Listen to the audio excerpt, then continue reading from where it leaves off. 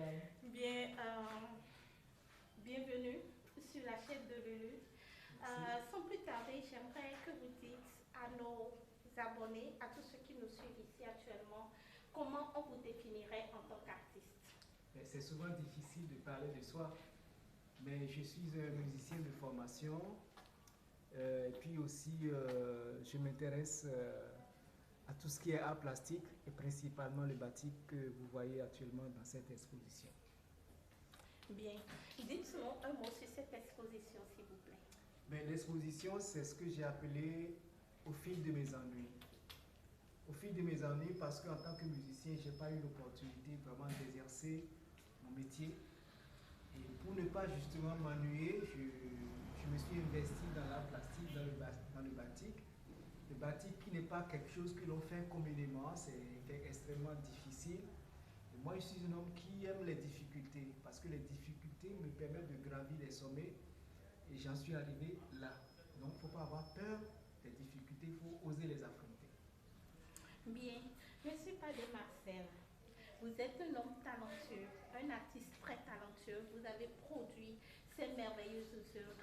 Dites à nos abonnés, toutes ces personnes qui vivent des difficultés, qui ont perdu beaucoup, qui ont envie de se relever dans leur vie et qui ont envie de se battre, mais qui ne savent pas exactement comment faire. Un conseil, s'il vous plaît. Dans la vie, il ne faut jamais se décourager. Il ne faut jamais se décourager parce que du jour au lendemain, les choses peuvent changer. Alors, quand on a des projets, il faut oser rêver, il faut oser, disons, braver ces difficultés, se donner les moyens. Peut-être ça peut être matériel, mais le plus gros de ces moyens, c'est d'abord le moyen psychologique. C'est la force de votre pensée, c'est la force de votre dynamisme qui fera que vous allez franchir les difficultés. Donc, jamais le découragement dans une entreprise, jamais le découragement dans ce qu'on a envie de faire parce que nous n'avons aucune idée de notre, disons, de notre taux de vie, de ce que l'avenir nous réserve. Donc, ce n'est pas parce qu'on sait qu'on va mourir un jour qu'il faut refuser de se battre. Il vaut mieux se battre pour ce qu'on aime plutôt que de mourir bêtement. Une dernière question, s'il vous plaît. Monsieur Marcel, ces œuvres, elles sont tellement magnifiques. Dites-nous, pour quelqu'un, pour une âme de lumière derrière et qui a envie de s'investir dans ces œuvres, tout comme vous, que lui conseillerez-vous spécialement? Il faut déjà commencer petit à petit. On dit souvent l'oiseau fait son nid progressivement. Donc on peut commencer avec vraiment des moyens très modestes, mais avec le désir d'aller loin.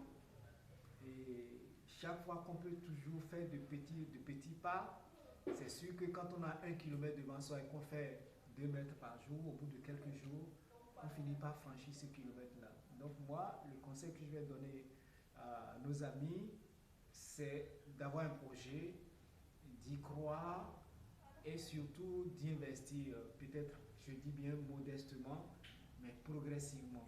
Ne pas dépenser aussi son argent pour des futilités parce que on a de l'argent parfois qu'on dépense pour des choses qui ne nous servent même pas. Donc il faut avoir présent à l'esprit que lorsqu'on a un petit centime, il faut toujours savoir comment le valoriser pour en tirer un profit. Bien, merci beaucoup, Monsieur Padé. Mes belles âmes de lumière, merci de nous avoir suivis. J'espère que les expériences de Monsieur Padé Marcel pourront vous servir, n'est-ce pas? Puisque je suis là pour ça, spécialement. Ma très belle âme de lumière, t'inquiète surtout pas. Je mettrai les contacts de Monsieur Padé en bas de ma page. Et si tu as envie de faire comme Monsieur Padé, d'en faire une passion, hein, de faire de l'art une passion, ok, tu pourras le contacter et vous pourriez en convenir ensemble. Merci de m'avoir suivi. Ciao!